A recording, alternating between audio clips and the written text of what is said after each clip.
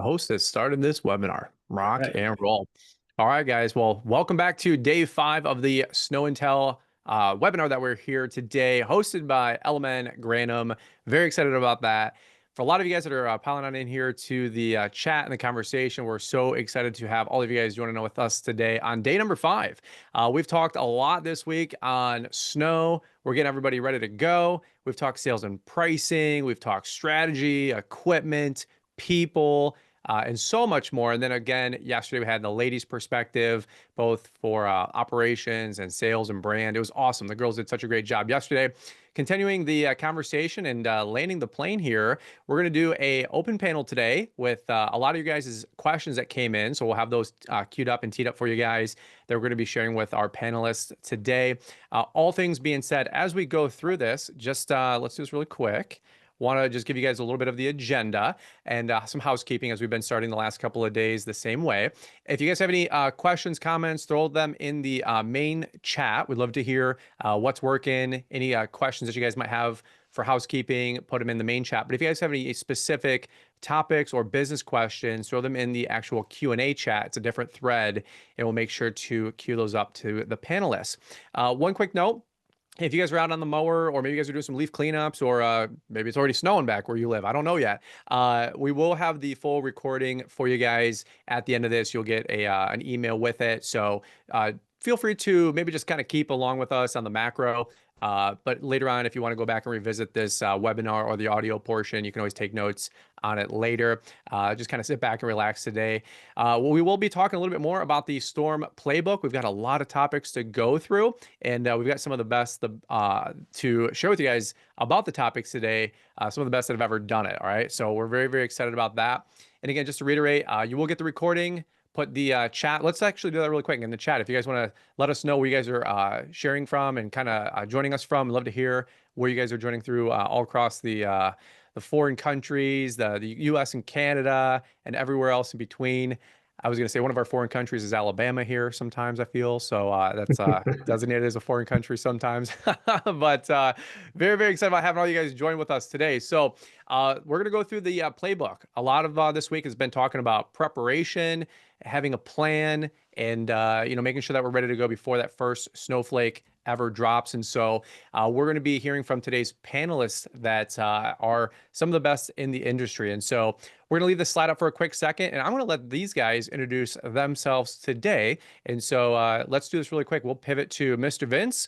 He is with the Grow Group. A lot of you guys know Vince. So Vince, I'll let you take it away and give your background. But thanks for joining with us today. Yeah, thanks, Brian. And thanks to you. Shout out to you for hosting all this week. It's been an awesome week. Really appreciate everything you've done to keep the thread kind of tied together over these 5 days. So thanks for everything that you're doing and support for Granum and the Snow and Tell. So appreciate you. But yeah, I'm Vince Torchia.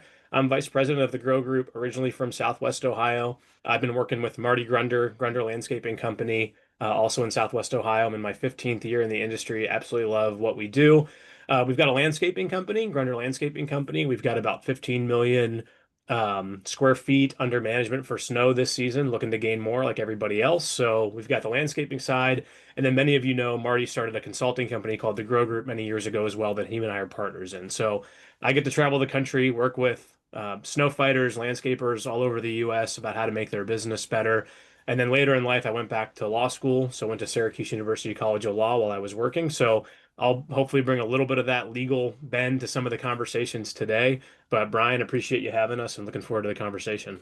Absolutely. Yeah, well, hey, the whole Grow Group are doing big things. We're very, very grateful to have you guys on today, and especially with your legal scholar background, that'll be really, really helpful. We had a lot more technical questions and granular questions the last couple of days, so maybe we'll tap into that a little bit. So thank you for joining with us, Vince. Martin, you're up next, brother. How's it going? Good. Yeah, thanks for having me, Brian, and for Graham and others for hosting this. Yeah, Martin Tirado, I'm the CEO, Executive Director of SIMA, the Snow and Ice Management Association. We have members in all throughout the U.S. and Canada, even a few overseas. Probably a lot of our members are on the panel and probably participating and listening here. But we're education resources, advocacy for the professional snow and ice industry. And I'm here in beautiful Milwaukee, Wisconsin. Try to hide the Wisconsin accent a little bit right there, but I just want to appreciate the couple attendees here from Minnesota and calling it now Minnesota. I had not heard that before. I thought that was very clever. I like that. And I've actually noticed a comment. I also have been to Bemidji, Minnesota. It is very cold and snowy there. So thanks for having me. There you go. Awesome. Great to have you. And big fan of everything Simon's putting together for education in the industry. I've actually been to the last couple of Simas, and it continues just to get better and better every time. And it's like the Snow family reunion, right? A lot of us just Yeah. came off the heels of Equip Expo. But if you want the Snow version of Equip Expo, you got to come on down to Sima. Conference traveling event, but they always pick some great locations, including, yes, even Cleveland once in a while. So very glad to have you, Martin. So great. Mr. Taylor Edwards, welcome to the show, brother. How you doing this morning? Doing all right. Thanks, Brian. Appreciate it. Thanks everyone for attending. Glad to be here. For those of you that don't know me, my name's Taylor Edwards. I work at Marsh. Marsh is actually LMN's endorsed insurance provider up here in Canada. And at Marsh, I run the horticulture portfolio. We have about 15 or so years experience dealing solely in this space. So through that, we've cultivated kind of a really good repertoire of risk management insights and best practices that we like to roll out to our client base to help them manage risk, primarily in the snow segment of this industry. So pleasure to be here. Awesome. Yeah. Thanks, Thank Brian. you for everything you're doing as well. That's awesome. Glad to have you here. And then Mr. Brent Teddy, a lot of folks know you. You've been in the industry for a little while here, and you're definitely one of the bigger fish in Michigan. So you are just outside of my route. So I'm very happy about that. So that way you don't have to take any of my sites. But nonetheless, Brent's actually got some sites coming on the line our way, which is really cool. So hoping to not only know Brent as a friend, but partner him with our business as well this upcoming season. So very excited to have Mr. Brent Teddy, who's built a tremendous business over here in Southeast Michigan. So Brent, welcome to the show. How you doing this afternoon, brother? I'm great. Thanks, Brian. Thanks for having me. Thanks, Granum. A little bit of my background, I guess. We celebrated 30 years last year in business. We are top 100 ranked ASCA snow and ice management company. We have about 80 full-time people and about 150 with service partners in the winter. We also have a supply company that we sell bulk materials, salt, bag de-icer during the winter. And happy to be here. Love it. Well, guys, as you can see, we've got a pretty diverse background and folks that have just such a great macro on the conversation of snow. We're going to continue this conversation and jump on into it here. And again, if you guys have any comments, leave them in the chat. If you guys have any questions, throw them in the Q&A. We'll make sure to grab those as we go. Guys, the whole conversation this week, as you guys are joining us, just a little bit of a recap is all about preparation, and having a plan. And the first thing we want to talk about is storm prep before we kind of jump on into the actual season. Martin, I'm going to cue you up with this one, and then guys, feel free to dogpile on after. But before the first snowflake actually falls, right, having that plan, what have you noticed? What's the best way to say this? What have you noticed that separates the difference between those who are prepared and those that are panicked by the time that first snowflake actually falls? What's the difference out there between the goods and the greats out there? A number of the comments or points of reference I'll make today is based off of, Sima's either our best management practices. We have an ANSI procurement standard and then some information from our Sima Foundation research. But you're right. And one thing I looked at was, the day-to-day. October 31st, tomorrow's November 1st. If you don't have all your contracts and agreements set by now, you're actually 2 months past what the procurement timeline, which is a 52-week full year-round timeline of planning for snow and ice services. You're already 2 months late. Just this week, I had a couple of requests that came via email again from just some property managers that got forwarded to me that were looking for snow service providers at this point in time, and they just wanted to get an estimate. You're way late. You're setting yourself up for failure. One thing I did notice too, here at the Sima office, Milwaukee, Wisconsin, our service provider already has the equipment and material that they need already staged, and it really hasn't. We basically just had some frost so far, so that's kind of the first thing is exactly that. The timeline says that the best practice is September 1st. You should have all agreements. That way you can prepare, It's the people, the equipment, the materials that you're going to have, and then also doing these the site assessments and inspections. You need to look at it. A map is one thing to help tremendously on doing estimates and proposals. It's a lot different when you actually go to the site. You kind of see where things are on, what's the infrastructure like on the property, is the asphalt, concrete, what's the condition it's in, where's or downspouts and drainage going to, where are the hazards, and make sure that those hazards are clearly identified. And then, again, in the procurement process, it identifies it's not just on the snow and ice contractor. Make sure that it's that all parties agree to what is shown on these site inspections and these site maps, so that and you let your customer know too, as to where are going to be some potential hazard areas on these properties, and they could potentially be mitigated in advance. So there's a start for you. A lot of items there, Brian. So go ahead.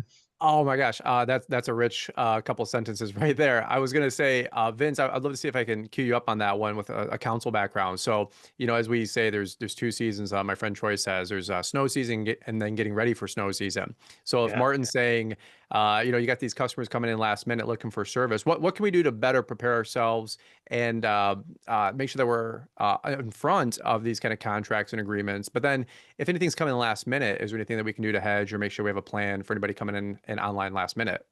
Yeah, and I think Martin's spot on from a technical side of getting ready for snow, right? It all goes back to this prep that you've been talking about all week. The thing that I want to add and just kind of double down on that Martin already started to talk about too is this is really a cultural thing for the organization as well. November 1st is tomorrow. Culturally, are we limping into this like, oh my God, snow is here? Or are we like jacked up, excited, hey, we're gonna have an awesome year and snow is here, high fives all around? Because we can have like the playbook can be out there, we can be well prepared, we can be ready to roll. If culturally, like we're not ready mentally for snow to be here or we're not excited about it, man, that's going to show up on day one. And so when I'm thinking about preparedness, it's almost like to Martin's point, let's rewind the clock a little bit. What have we done from a culture standpoint to get people excited about snow? Talk about why this is a great opportunity for us, why what we do is critically important to infrastructure, cities, municipalities, hospitals, schools, et cetera, et cetera. All the things we know, right, as snow fighters and leaders. Does our team know that? And do they feel that from us? Because Hmm. if we're not excited about prep, they're definitely not excited about prep, right? So we've got to find it in ourselves to become a little more cheerful, a little more cheerleader-esque, even though that can be difficult, right? For depending on personalities from now until March 1, right? Or whenever your snow season closes out. So we've got to just go in with the right attitude, number one. So culturally, how are we doing that, right? We're talking about the why, we're talking about what it allows us to do. And then when we get a customer, even if it's last minute, we got to get excited about that. Not, oh my God, how are we going to make this work? Like, well, I had all of our snow stuff planned and now we just signed a big contract. We got to redo it all. Like, heck yes, we got to redo it all. We've got more opportunities here, right? So part of that goes into the fact, even if you feel like you're a little unprepared, even if you feel like you're under mechanized for snow, like we've got to celebrate the wins and we've got to get the team excited about the winter. So I want to double down on that. And then number two, just very quickly, like what can we do if we feel like we're not prepped or we feel like we're a little behind right now? Can we do a quick like snow rodeo? Can we do a mock snowstorm? Can we do a mock rollout? Like can we do something to get the muscles moving, get the energy flowing? And so I'm a big proponent just of culturally like let's get prepared on the culture side because this is X's and O's beyond that. And we can execute on it. We've done it year after year. So let's get the culture side right as well. I absolutely love that. Taylor, I'm coming to you next. I want to talk a little bit more, making sure that all of our ducks are in a row and we checked all the boxes like Vince is talking about. But next week, Monday, is one more season switchover day for us as we pretty much finish up maintenance and we're getting our leaf boxes all ready to go and our snow's all ready to go. But Monday or Tuesday, we're going to do a dry run. That Yeah. way we don't have a panic attack, the first snowflake. Taylor, I want to go to you with your background as piggybacking off of Vince, anything that you want to add there with coverage and making sure that we have a plan? I think that's, again, want to make sure we're checking all of our boxes as we're going into the snow season. And like Vince even said, a first check and a double check. You know what I mean? Absolutely. And I think that it also goes back to what Martin was saying about the preseason inspections and getting out there before the snows starts to accumulate, especially, far enough in advance that you're able to identify hazards that can be fixed in advance. I think that's so very important because in so many of these contracts, right, as the snow removal operator, as Vince says, the snow fighter, which I like, I might start using that. The liability rests on the part of the contractor, right? For any slip and falls, bodily injury claims that come up. So it's so very important to find out where those potential hazards are in advance. Have the property management company, the property owner, whoever fix them, so you can have those mitigation efforts at least documented. So when those claims start to come in, it helps your legal team defend your position, saying we weren't negligent. We did all we can. We made the recommendations as the professional contractor that was asked to come in to clear and manage the snow. We've done all we can. We recommended, we provided resources, we warned, and we got all our ducks in a row up front. It tremendously helps the defense in the inevitable situation of claim. Again, preparation is key, right? Absolutely. I love that. I love a lot of folks have with big businesses this week have been talking about that pre-site inspections, pre-site in photos, making sure that all of our cross T's and dotted I's, right? Brent, I want to go to you. Boots on the ground. You're getting ready for snow. The weather has dipped in Michigan. You're experiencing the same weather I am. You're about 20 minutes east of me, 30 minutes east of me. What is Teddy's doing right now to one, gear up for the winter season? Practically speaking, are you guys ready to roll? And then number two, I wanted to ask, piggybacking off our earlier conversation, what if some of the sites are coming on right now and they're coming online and they're still looking for last minute quotes and estimates? Do you approach them any differently? Do you charge any differently? Do you have a pre-sale price, a post-sale price, that kind of conversation, or season price? Okay. Yeah, we are in full swing right now of preparation. Like you said, Michigan, we're a landscaping company, full maintenance, so it's a hard changeover. It's a really busy time. So trying to amp up those guys and gals that do snow and keeping them motivated is key. We are checking all the, snow plows still a little bit, just the last minute pushers, things like that. Loaders, going through everything. We build offsite domes on multiple sites to have different refill locations throughout the city. So those are in the process of going up and going to be getting salt, located in those sites. As far as, customers, I would say there are still lingering customers. This is a problem in the industry of customers that just don't understand what it takes. And then when they sign on at last minute, or even renewal customers, renewing, they're like, oh, and then they expect you to be able to just drop everything and be ready to go. So we're still waiting on a few contracts to come in. I gotta say, I'm not a guy that likes to turn down work. So when people still are looking for work, I'm still the guy that's like, hey, let's look at it. Yep. Maybe we can do this. Is it near where we're already servicing? Is it next door? Can we, but yeah, you do have to watch what you're taking on where. We have a lot of great service partners throughout the area, so that helps us as well. So a lot of times we can reach out to them if somebody calls and we can say, hey, do you got room to take this on? It's next door, I think, to one you already have. Love that. Love that. Well, let me do this really quick. I'm gonna piggyback off that one more time. I wanted to share a thought that I learned that helped with our company over the last 18 months with snow about getting those contracts back. I know that's such a common challenge for so many. And I took a page out of somebody's book that said, well, we offer preseason pricing, and after pencils down, we offer post snow sign up season pricing. So basically, we want all of our contracts back by September 30th, pencils down, like Martin was alluding to, or maybe even pick your date, for your market. After that, I can no longer insure you a price or insure you a spot on the route. And guess what? We got about 70% of our proposals back before that last week of September. And on September 29th or whatever it was, I emailed all those sites that were still outliers. And I said, hey, last call, we're pencils down on snow. We're at capacity. And it's a little bit of a bluff. And for any of you guys that know me, I can't lie for crap. So it's hard to shoot out those messages and say, you in or you out? And believe it or not, on the 29th, 30th, 31st, or whatever those last dates were, ding, ding, ding, ding, ding, ding, ding. They all came back and said, yeah. Oh my God, I've been so busy. Oh, the restaurant's been crazy. The office has been crazy. And so a little bit of a bluff, but you have to put some urgency on those clients because they just think it's an open-ended conversation, and it's not. We have to procure equipment, talent, a plan, right? So I want to just open it up, a little free for all for anybody that might want to add anything. Do you guys have any tips or suggestions to get those contracts back that have worked for you guys? Because again, I've found some tips that have worked for me, but I would love to explore how to get all of them back before the end of September, for example. So Martin, do you have anything else that you might add on that one? No, and yeah, good statement. And trying to be like, best practices meets oftentimes reality. Those don't always align up. I totally get that. We're part of a 3 building condo association here, and we're the first time talking to the person was managing the snow and ice service provider. I'm like, hey, you have your service provider set by September 1. And of course, if he did, he laughed at me. So first thing. And so he's like, well, you're going to be taking this over from now on. And I was like, okay. I'm not sure why, but I guess he has an inclination as to why. But I think tips like that are actually great, and also it's able to, so both sides have a chance to like review. Hey, let's make sure we're both on the same page. And you may want to have if it's a corporate uh, client, they probably want to have their legal team review it. You may want to have your legal team, even if that's you, because you've looked at so many snow and ice contracts and you've consulted with an attorney in the past.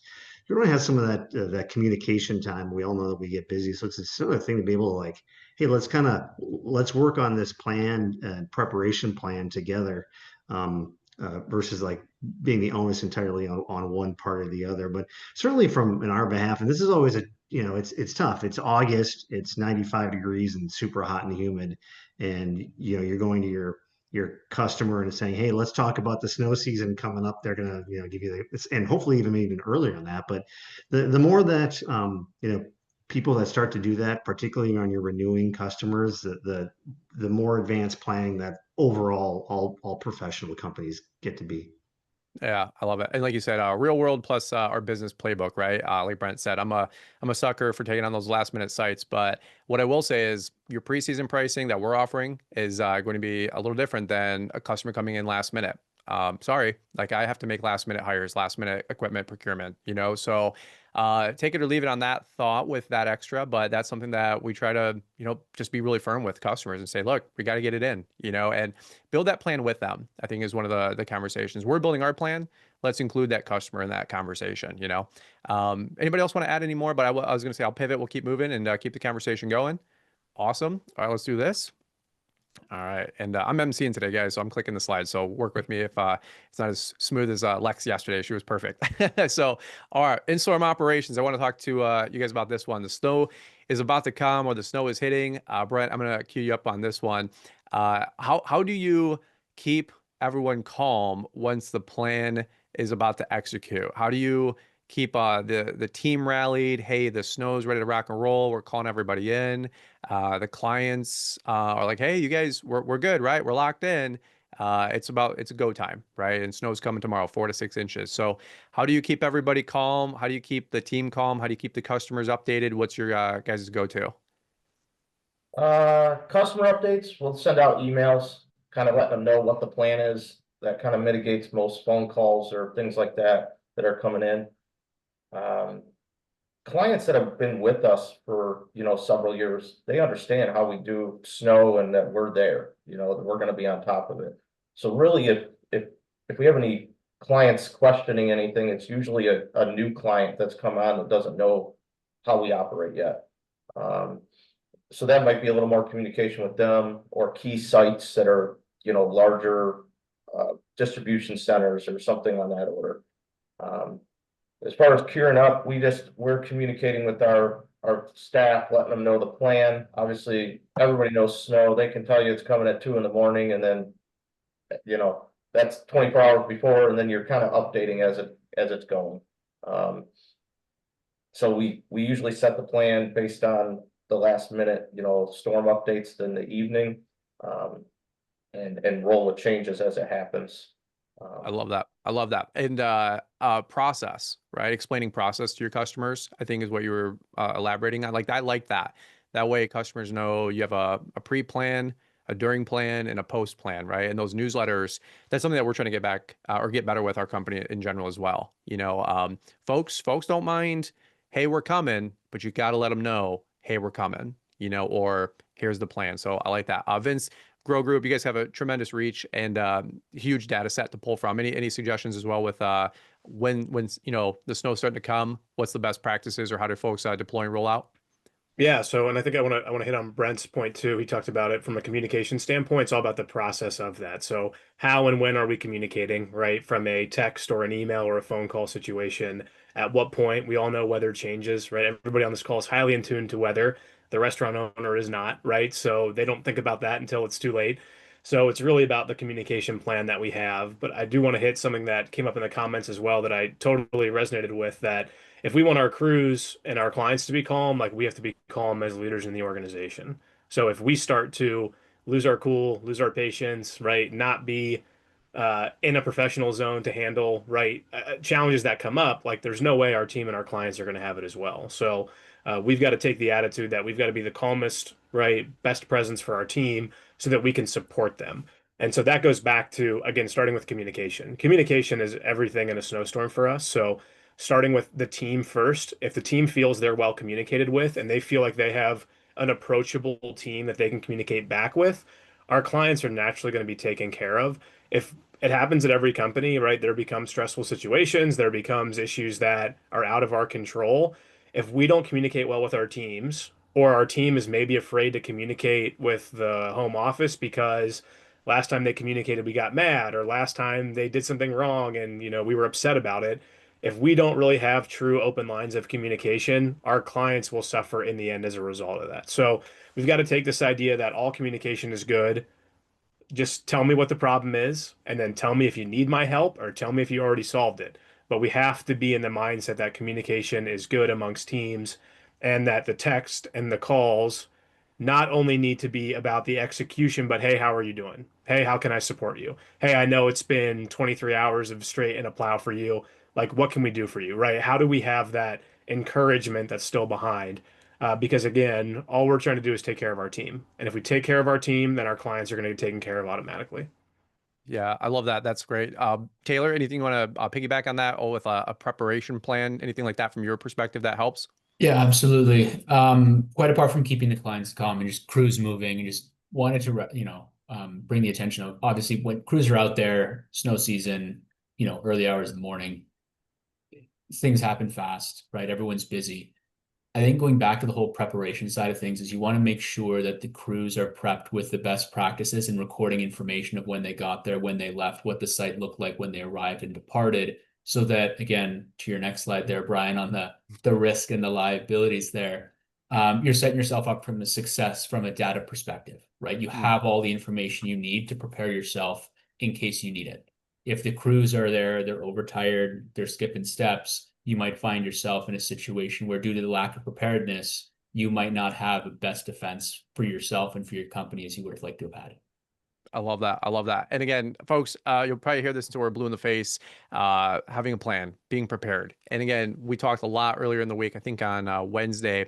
If you don't have all these plans, if you don't have all these SOPs, if you don't have a documented process, like I'm sure with Brent, he's got hey, we need the plow services by such and such date. Or Brent, if you don't mind me asking, do you guys have a plan like this where we need salt bins need to be done by November 1st, plows need to be on by November 10th? Snow stakes, when you guys send those out and put all those down, do you guys have a plan like that? We do, to a point. I mean, I'll be honest, we need to be a little better on a couple things, and it changes, right? It's every winter, every fall, how much landscape work do you have? Being we do both. So, so for instance, our snow stakes are usually, a lot of that's done by our irrigation team. So once the irrigation, they're done with their sprinkler winterizations pretty soon, maybe next week. So they'll transition into doing the site inspections, the staking, things like that get that part done.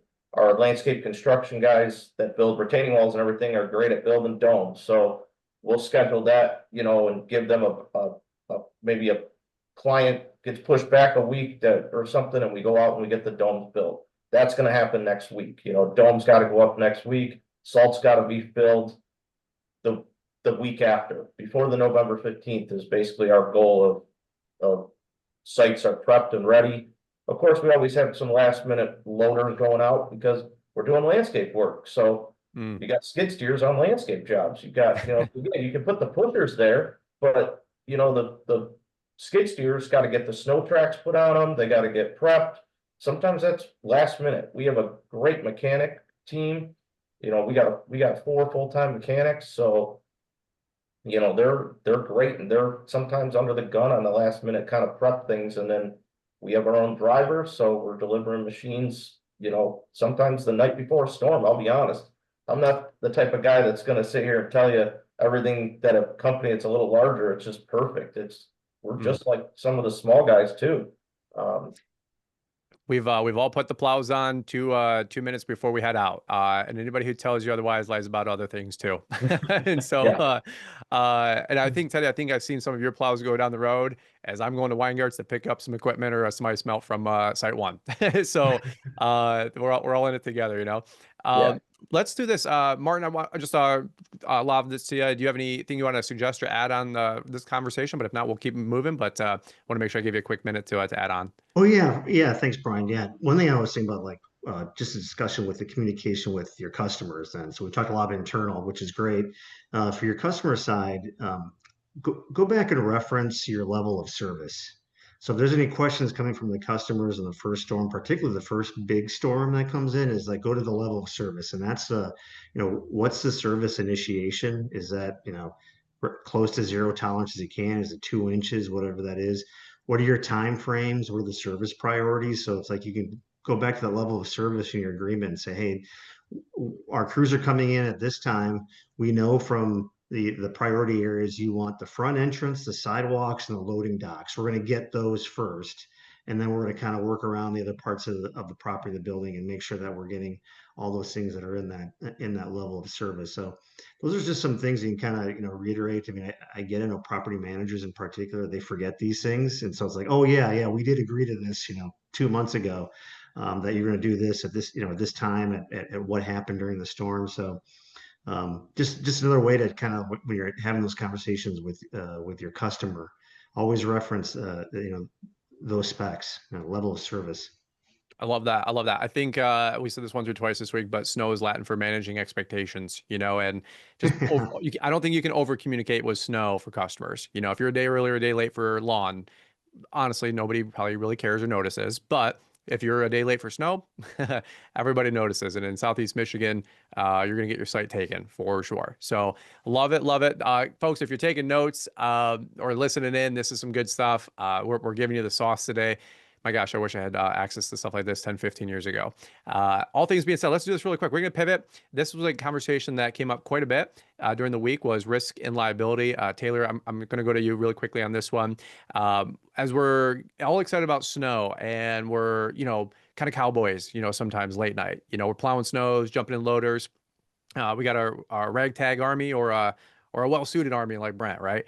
All things being said, let's talk about risk and liability. There's a lot on the line here. It's a professional service, but the litigation of it, the laws that have changed, there's some crazy stuff that's happening in Michigan the last couple of months and years. I want to go back to you if you want to lead this conversation about risk and liability. What's our best way to set ourselves up for success as we're about to roll into that winter season? I think the primary thing that needs to be focused on is contract management, right? Reading over your contracts, understanding who's assuming liability and for what. That's where the conversation has to start. Are you indemnifying the property owner? What are the triggers there for that contract language to come into effect? There's some really good contracts out there. Unfortunately, there's other ones that have specific reference to terminology that basically sets the contractor up for failure. Things like free and clear, maintaining bare pavement, those types of vernaculars just make it really, really challenging for any legal defense to really make a case for yourselves. So give the contracts a quick read, make sure nothing like that's falling through the cracks. When in doubt, reach out to your insurance broker, your risk manager, your lawyer, if you'd like. Have a quick review. Usually it's worth it because snow season generates more claims than snow contractors than almost any other industry does, from a seasonal perspective. So it's worth your while taking a look at that.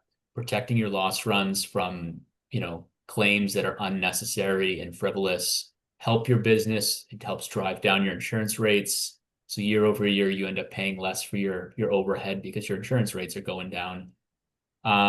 Something to be cognizant of. You have more options in the marketplace, lower deductibles, and a healthier business as a result. The other comes down to preparation. Like we've all been talking about, preseason inspections go a long way, identifying hazards and preventing things happening in the first place. That's second. And then training crews. Everyone wants to have a stellar crew. It's hard to make sure that you're instilling standard operating procedures with everyone, especially when you're on to multiple units out at the same time. But then enters, great platforms like Greenius and whatnot to really help standardize that communication of what the expectations are. So I think it's a three-pronged approach. I'll stop rambling, Brian, and let someone No, else chat. But I think it comes down to that three-pronged approach is understand what liabilities you're assuming, mitigate as many as you can with the preseasons, and then make sure your crews are appropriately trained to gather the information you need to win your defense successfully. that's phenomenal, and great time to have a conversation with your agent, folks. Don't just assume that you're covered for everything. Don't assume that, oh, we're good for lawn, we're good for snow. Sometimes less is more with your agent. I get that, but what's the old one, Vin or Taylor? Never ask your agent if you need more insurance. But this is not one of those deals where you're just trying to sweep things under the rug. You need to make sure you're protected. So, Vince, I would love to hear your counsel, background on that as well. Do you have anything Yeah. that you might want to share with that? Yeah. No, yeah, Taylor got this kicked off in a great way. And so just so I want to just go to another point with a sub point of Taylor's maybe is documentation. Documentation really is your friend, right? And so if you're afraid of documentation or you're concerned about that, I just ask you to look internally at your best practices. But what you want to do is set up your case, so to speak, in a way that you can easily prove what happened on site and when it happened. And so your documentation is one thing. A whole other level of that would be like third-party documentation, whether it's GPS, weather reports from weather services. Having those as a part of your process just allows you to have a better conversation if or when an issue comes up with your client, better information to give to your agent or attorney. But I know documentation can be scary because it means that you're putting it all out there for your team, but it really is an important part of this process. And we just want to continue to build that history that we're a well-run company who cares about their clients, who cares about their teams. Stuff will happen, stuff will go wrong, stuff will break. Like it's just inevitable in the world that we live in. But I do want everyone to become comfortable with documentation and then third-party documentation as well. And so again, just something we've got to get comfortable with. And then finally, the only other thing that I would add, just from a liability perspective, no different than having a conversation with your agent. It's not everyone's favorite thing to visit with their lawyer, but it's much better to visit with your lawyer in April, May, and June and talk about your contracts and talk about issues you had last year and talk about what you need to be aware of coming up than it is to be sitting in your office with their attorney, right, at some point in March or April because we didn't have our language tight because we weren't clear on terms, back to Taylor's point. So, again, it's not too late to do that now. You can always protect yourself, but I would encourage everyone to invest in that few hours of time with your lawyer to go over your contracts again and make sure that you're up to where you need to be from a liability perspective. There's always going to be risk, just how comfortable you are with it. But I would encourage everyone to do that as well. So be comfortable with documentation, third-party documentation, even better with GPS, weather stations, weather reports, and then again, getting comfortable with having that conversation with your attorney ahead of time. Yeah, and there's so many great apps and software, these days to be able to do that as you go, before, during, and after. Crew app, you can take photos. There's a couple of different weather services that were promoted on this week's webinar. Mhm. All that data helps you with documentation. Vince and Taylor, let me just ask really quick, and then Martin, I'm going to go to you. But Vince, we're not going to say this is legal advice or anything like that. But Vince and Taylor, I'm going to ask you guys, give me your best knee-jerk reaction, red flag suggestion that folks can then take to their team, their counsel. But what's the big red flags of things that you see in contracts over the years that you're like, that screams red flag? Can you give me any macro thoughts on those? Taylor, can you go first on that one? Yeah, I'll go back to the same examples I put forward as the contract language, bare pavement. Like that's a red flag. You're gonna get sued for something. All right. There's no way to guarantee that there's not a single snowflake on the ground, and a personal injury lawyer will eat that up. And they'll come to you for big dollars. Sam Gemble's on Monday, by the way, he said contractor will determine was his best suggestion to remove that language from your contract. Vince, you got another one or a knee jerk? That's a great one from Taylor. I would just say from a very macro perspective, the contracts that I look at in Cringe are highly, highly detailed in terms of inch requirements. Mm. And it sounds a little counterintuitive. It sounds like, oh, the more I throw in there, the more I can protect myself. It is so difficult to determine those in betweens of all those pieces. And people really sometimes hang themselves out to dry they think they're doing a good thing by including all this detail, including all this verbiage, including all these protections, when you're really just setting yourself up for a really difficult conversation with an attorney if you have a challenge on any of those, again, like super, super detailed by inch contracts. That's awesome. That's awesome. I've heard folks even suggest, like I was at a SIMA conference at an insurance gal there, and she's like, the word zero tolerance, maybe something you might want to look at. And so we're not giving you guys any legal advice today. We're just saying these are some things you might want to have some conversations with your lawyer. Martin, you're smiling. I'm sure you got some crazy stories in the vault. So anything you want to add Oh, to that one? no, those are all great points. I just had a conference in September and said the same thing about zero tolerance. Just be very careful. So, and get rid of it really if you can. Brian, so I just kind of laughed about that. That's all. It was a good point. And even Vince, I kind of like the concept. I've heard this over the years too, is like, okay, so what happens when you get that half inch? Then the next day there's an inch. And Yep. then another day you got 3/4 of an inch. I mean, where are you coming in and servicing? Like, because now you actually have significant plowable snow after. And that's just in 3 days, sometimes even less.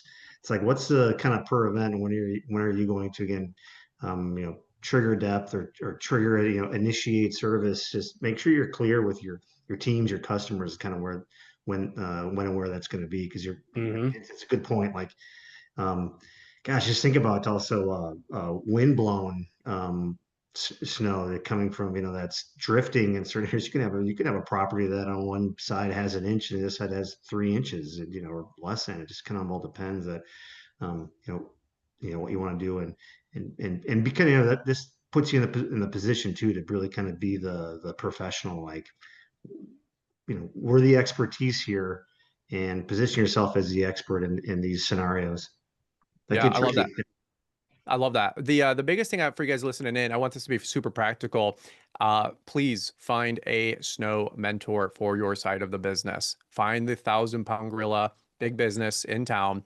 Take them out to lunch. Have them review your contract. Have your lawyer review your contract. Find a snow mentor. Don't just go at this alone with ChatGPT. Okay, we want to make sure you guys are protected. We want to make sure you guys are preparing yourself and don't just guess, please don't just guess when it comes to snow.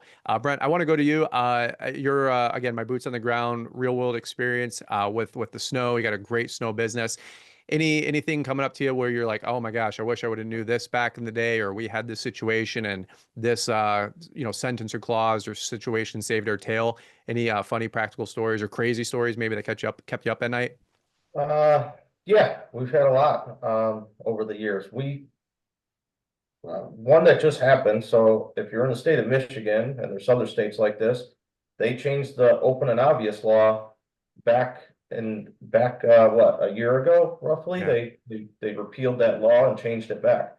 They opened up the ability for clients to go back and reopen lawsuits all the way back to, like, I think within 5 years, something like that. So we had a lawsuit that just popped up from 2022, and unfortunately, with your insurance companies, you can do everything you want sometimes with the language and all that. But ultimately, it's in the hands of the insurance company. They're going to decide whether or not they're going to pay it out or fight it.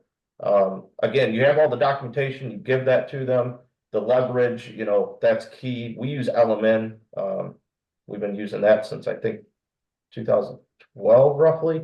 So yeah, you got to have documentation so they could fight it, and do what they can. And we've won some, but yeah, unfortunately, that's going to change the landscape of Michigan's snow and ice and what we have to do now to mitigate risk on anybody's property. So insurance costs are going to go up. I'm already being told they're already going up. Next year it could be a huge increase. So if anybody is not knowing that, take a look at that. Your insurance costs may really rise next year. Yeah, love it. I just did want to address too real quick. I know, guys, we're seeing some Q&A questions. We will get to those at some point and answer your questions. Yeah, Brian, I'm happy to read them for you. I know you can't see them, Yeah. Brian. You want to take a minute? I'll read a few of these and we can. Let's do it. Yeah, Let's do that's it. We'll take a great. quick break. Yeah, I love that. Thank you. Yeah. So this is from Martin. How does a smaller company be competitive with big box snow operations? I know I can do seasonal pricing, but how does a smaller company grow into that business and be successful? So basically, how can a smaller company or a new company getting into snow compete with some of the larger companies out there? Uh, I could start a little Yeah, bit. go ahead, Brent. Um, I've had a lot of service partners over the years that when they first started, they were service partners of ours and they learned working with us. Some of them still do some properties for us. Some of them have grown into large successful businesses of their own. But that's one way to learn a little bit is from partnering with a larger company potentially. Um, That's great, Brent. Yeah. And I would just say too, just to add on even to that point, and then certainly if anybody else has anything they want to add, you just got to figure out how you're different too. Like we all know that some companies communicate well, some companies don't communicate well, some people service well, some people don't. You just got to figure out what's important to your client, right? If communication is important to them and you think you can communicate better than a larger company, you've got to lead in with that. If you think your quality is better and your price per square inch, right, is maybe different than a big box company, but you can perform better, you've got to find ways to communicate that. But again, even with all the consolidation happening in landscape and snow, people are happy to work with locally owned and operated companies because when something goes wrong in an event or they need somebody in an event, they may not want to call a call center in New York or Chicago, right? Or Atlanta because the company's owned by a company that lives in Atlanta. They want to call somebody with the same area code or that's in the marketplace that they know they can get a hold of. So I think Brent's got a great point there. I didn't even think of that of partnering with larger companies and being a service provider with them, and then also just focusing on how you can communicate better, perform better, being locally owned and operated. That's a great question. and for me, I guess I'd add on to that, again, nationals are not our friends, we work with a few here and there, but nationals are not the ones you want to maybe partner with if you're looking to learn and grow. They're not going to really help you. So if you can partner with, a local company that needs some service providers, that's a little larger and be able to talk to them and learn from them, that's the way I would suggest. Um, and, for us, I don't know what other people do, but if someone's a service partner with us, if they have a breakdown, they have a plow down, they have a salter down, they have something, they need resources. We have our mechanics, we help them. Because it is a partnership. It's not just they're left on their own. I love that. I love that. Thanks so much for sharing that, Brent. That's awesome. Vince, any other questions coming up on that chat really quick? Yeah, we've got Hector. Hector, how should we price jobs that we want for shoveling? Is it done per snow event, per inch? What is the basic way for pricing jobs and shoveling? Brent, you want to tee off on that one? That's probably your background as well. Um, I think there's a lot of different ways. Snow is one of the mysterious things that people come up with, I think, of how I see they bid. So for us, I don't know, years ago, some of the Martin will know this probably. I mean, years ago, it was John Allen that I did some work with. He was one of the founders of SIMA, and I learned from him from contracts. And one of the things we do, we price by the inch. We don't do this, 2 to 6 inches is one price. I don't understand why people do that because every inch takes longer. So we do it by the inch. So we have a base rate of, say 1 inch to 3 or 4 inches. And then after that, we charge by the inch. And then for that, you can use the SIMA resources to find, some production rates and you got to learn your own production rates depending on what equipment you're using. And basically you're figuring out how much more time does it take every inch of snow that you have to clear. And then we do it by percentage, and then it's just so much money per inch after the, say, 3 inches or 4 inches. Yeah, that's that one is definitely one that might get you a bit when you're new. You're thinking to yourself, well, we're going out for a snowstorm, no big deal, 3 inches. But what happens when there's a snowstorm that starts spinning and it's dumping on you for 24 hours and it drops 9 inches and you went out 3 times? Well, is that one snowstorm? Is that three snowstorms? How do you start building for that? Like, you got to get super granular with that, in my opinion, or you're going to get over your skis on your billing, which ties right into our topic number 4. So that's perfect. Love it. Vince, any more on that one? If not, we'll keep moving, but that's great. Yeah, we've got 2 more. Maybe we can just hit them very quickly and then we'll keep moving too. But this is a question for Brent specifically. But when you build a dome at your client's job site, do you charge that client for the dome?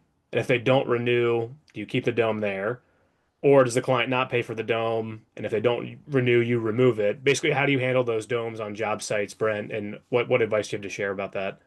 Yeah, I read that question.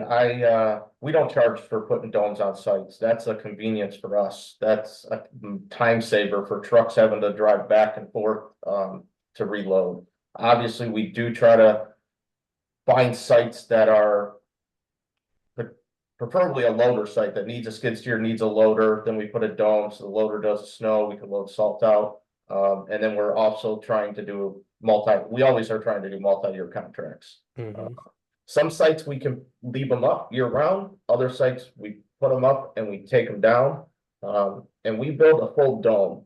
We do not do the bin blocks or big concrete blocks that some people and just tarp it. Every time I drive by there, one of those, it's just salt running out, it's tires on there, it's leaking out.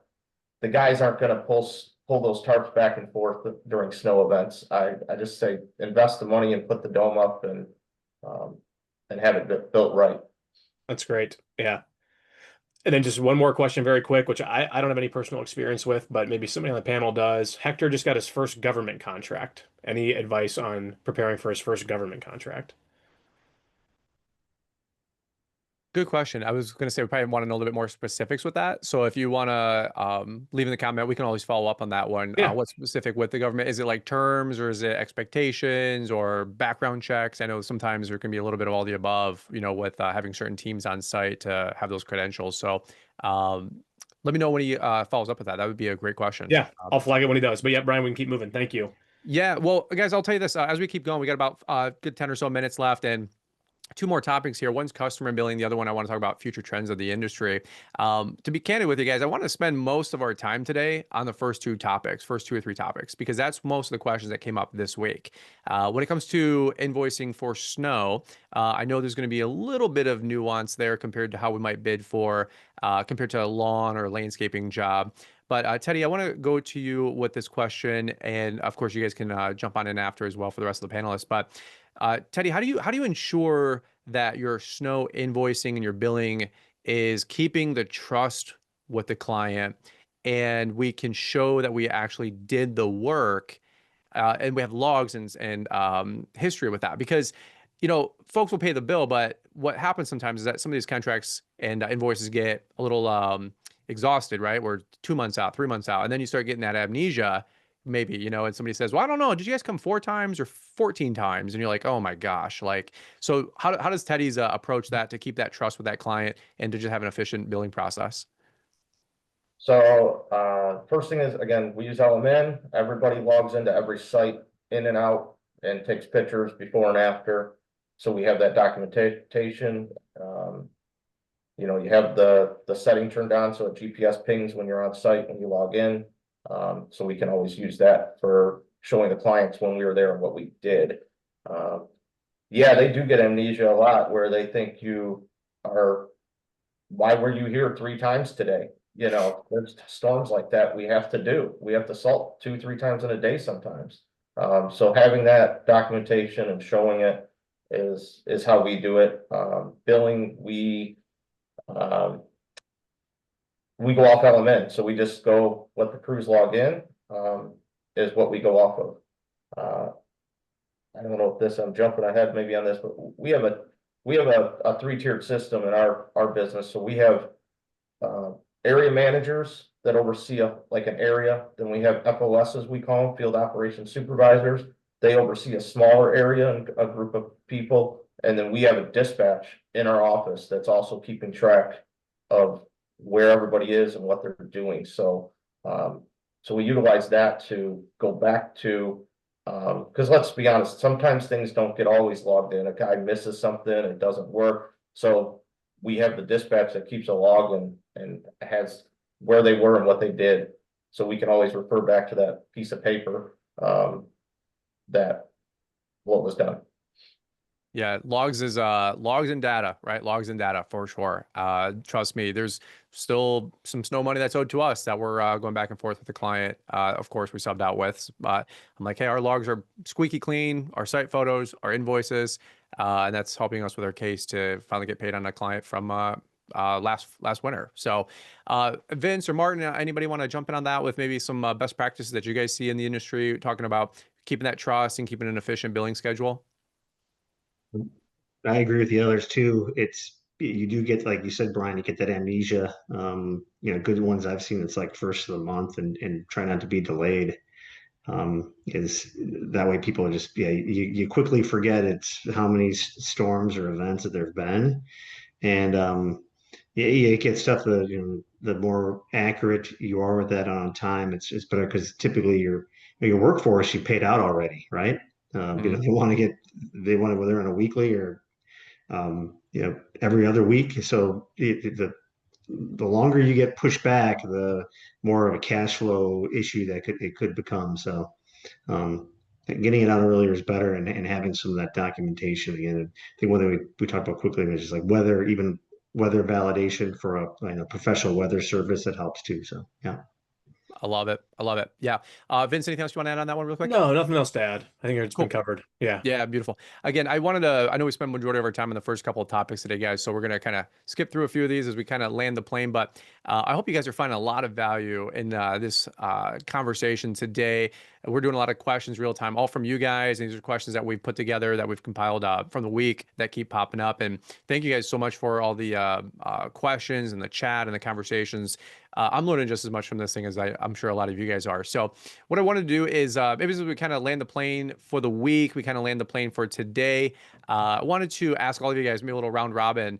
The snow industry is tough. We've talked about that all week, and we've got a great plan to approach it, to attack it, and to really prosper with it and through it. But what do you guys see as trends, good, bad, or ugly, things that are exciting to you guys, things that make you nervous or lose sleep? No right or wrong answer, but I would just love to talk for just a couple minutes, kind of forward thinking, going into this winter and beyond. Any future trends or insights you guys might want to share with us. So a little round robin, but Vince, I'll ask if you want to go first. Yeah, I'll take one. Just what came to mind when I first got these ahead of time was the fact that consolidation, I already said it once today, consolidation's happening in snow and ice, in landscape.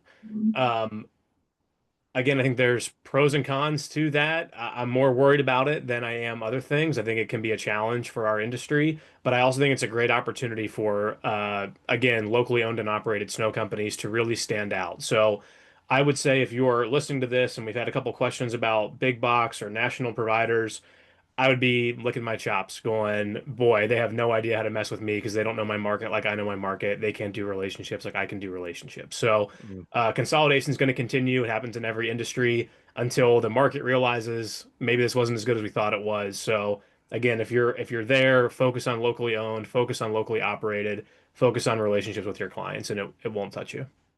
Love it. Martin? Yeah, we just recently completed our Simon Foundation of Profitability study, and a couple of things that come out of it is like what's increasing.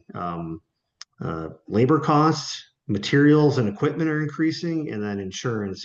One thing with just insurance costs have from just 1 year is a 6% increase, and we kind of know what materials and equipment's increasing is. Don't get stuck in a race to the bottom. People think that it's going to be less. That's crazy considering all the other costs that are increasing in our world right now. So don't be in a race to the bottom. And the positive I'd say out of this, and that came out of that was the average company's profitability for their snow and ice business is 19%. If you structure your company and your operations correctly, this could be a good profitable business to be in. And that's just a good way to kind of continue to talk to even the younger generations on, how they can be an entrepreneur, own your own business, or being a senior manager, and how to make some money. This is a way to do that. And oftentimes in the industry that people don't spend a lot of time on thinking. Everyone thinks the next high tech product is gonna tell it's not going to get replaced. Is some of the labor that's involved in snow and ice. It's not going to go away, except it's going to take people power. Well said. Well said. Love it. We'll keep going. Mr. Taylor? Yeah, no, I think from a trends perspective, I mean, Martin's right, like insurance rates are on the rise, but I think coinciding with that is a keen focus on risk management more than insurance. We're seeing people taking on larger retentions just because they're more comfortable with that. They have more reliance on their risk management and more confidence that, they're not going to have a claim, or if they do, they're more prepared for it. So we're seeing that on the rise electively rather than being forced. Higher limits, things are becoming more expensive. Lawyers are being, charging more. So higher limits definitely create more of an insulation layer for companies. But yeah, on the rise, risk management, a higher focus on it. Insurance typically costs anywhere between 3 to 7% of revenue. So it's definitely a large line item on the expense. So it's top of mind as it should be, but can definitely be mitigated and offset for sure. I love that. I love that. Brent, I'll give you a last thought. Um, Future trends, I would say, obviously equipment has gotten much better. You run bigger plows, you can run back wings, you can run all this stuff that, can help you be more efficient. Definitely look at that. Anybody run a straight blade today, I think it's crazy. So future trends is that. I can't wait. Maybe one day we'll have humanoid robots that I can just put out there to shovel sidewalks. I mean, that Some would be Tesla the, robots. that would be one of the greatest things, right? So, but yeah, there's going to be a lot probably with the AI coming out and different things, even for helping with, doing site inspections and things like that in the near future, I'm sure. So excited to see what comes in the next year or two. It's happening fast. Yeah, don't be afraid of technology and AI, guys. Use it to enhance your business for sure. I did want to add one really quick. I feel if I get to host this thing, I get to add my 2 cents once in a while. But partnership seems to be one of the best conversations and trends in our industry with snow. And I know a lot of you guys are like, well, we don't get the snow like we used to, or costs are going through the roof, or et cetera, et cetera. Well, the word that I hear a lot is partnership with your customers and building a plan together. Like, hey, we're going to be partnered together on covering some of these costs, whether that's a minimum buy-in or a retainer, or maybe not so many minimums, but there's definitely some maximums, some ceilings, right, where things might revert back. So consider that as you continue to build your 10-year strategy with your business, right? Don't just look at snow in just a 1-year myopic approach. Look at it as a holistic approach over the next 5 or 10 years. And I'm learning a lot of this from the big dogs out there. What happens if somebody cancels us or cancels our contract? Is there a penalty or a cancellation clause where we can offload some of the penalties on these loaders to turn back in, right? So again, continue to ask the big fish, what are they doing to hedge their business as they continue to grow? So had to get that in there because I thought that was a really helpful tip that has helped me along the way as well. Let's just really quick, Vince, any last couple questions that might have came in? I know we're at time, guys, but we're gonna wrap this up in a tight fashion. But I want to make sure we get to everybody's question. We don't leave anybody to die on the vine on there. So Vince, any other ones that Yeah. came in? Ezra's got a quick question about subs. So from Ezra, we typically don't use a lot of subcontractors, but we've picked up more contracts this year. How do you work with subs and coming up with a rate to pay them and still ensure that you have profits left over? Brent, you want to tee that up? You can do subs a lot of different ways. You can hire some guys that just do hourly. That might be the best way if you're starting off. Try to get a couple guys with a couple trucks that just want to plow hourly for you. Work out a rate that you're still making, a little bit of percentage on them. Especially if you got salt, if you're doing the salting and they're just helping plow, look at that. That's a great way. The other way is, you look at your contract just like seasonal, give it to them seasonally. But keep a percentage of, you got to keep something for yourself. You sold the job, you're carrying liability too, all that. So figure out the percentage you want to still make, and then just if it's a new sub, working with them, you got to check their work, you got to talk to them, see what their experience is. Unfortunately, you get some guys jumping in and they really don't know what's really involved and how much actually there is with mitigation and salting and things like that. Beautiful. Awesome. Great stuff. All right, guys. Well, we'll continue to land the plane here. It's been a very, very fun week. We've had 5 days of probably the most intense snow conversations that I've had in any recent memory. But this is a fantastic time to revisit all this because our snow business is growing. Your guys' snow business is growing. Some of the takeaways here, make sure we have a preparation plan before the first snow hits. Standardize your crew communication. Vince talked about it even again today, and I don't think Vince, unless he skipped ahead, but Vince is already on top of it with document everything. Taylor said the same thing, document and build a preparation plan. Keep your insurance agent part of that conversation, including your team in that conversation. Teddy was talking about it earlier with build the client trust, and make sure that we have access to site documentations and logs and any kind of reporting we can give them. You know, we're building a snow plan together, and that includes the customer. And last but not least, Martin talked about this a lot, risk management, you know, make sure that we're profitable in what we're doing. If we're going to stay up late, we're going to, you know, skip out on maybe some winter vacations, and we're going to be on call and have those gray hairs popping up, at least for me, more and more. Better make sure we get paid for it. Amen. So let's make sure we're running a profitable snow business as we continue to grow our companies. That being said, guys, we wanted to just end the conversation with scan the QR code if you guys want to learn a little bit more about snow bidding in the next couple of weeks. We've got an exciting webinar that's going to be going on November 4th, and then another one here on November 5th. And then last but not least, we just want to let you guys know, you've heard it all week. We're very, very grateful and honored that Element Granum is giving this whole Snow and Tell webinar away for free this week. It's awesome. I mean, this is training I would definitely be paying a couple $100 for anywhere else. But if you guys have heard the conversation about Element and Greenius and you're curious about how to double down as you guys continue to grow your business, or maybe using a different CRM or platform and you're looking to graduate as your business continues to grow, I would really encourage you guys to book a demo with Element, see how it makes sense for what you're trying to do and where you're trying to go. So all things being said, we got some QR codes. You can scan those. The sales team is super nice. They don't bite, I promise. And they'll give you guys a fun demo of the platform. But guys, as I click on the last slide of our slide deck, I just want to say not only a big thank you today to our panelists on day 5, Vince, Martin, Taylor, and Brent. I just want to say thank you to all of you guys. If you guys could drop in the chat, big thank you to all of these guys for our today's panelists. Thank you, thank you, thank you. But then also, if you guys can do me a solid and just say big thank you to the Element Granum team in the chat. They have put together, I think, 177 slide deck presentation or whatever it might be here. I think that's the longest one in history. But we can't thank you guys enough for joining us with this week with Snow and Tell. So thank you guys so much.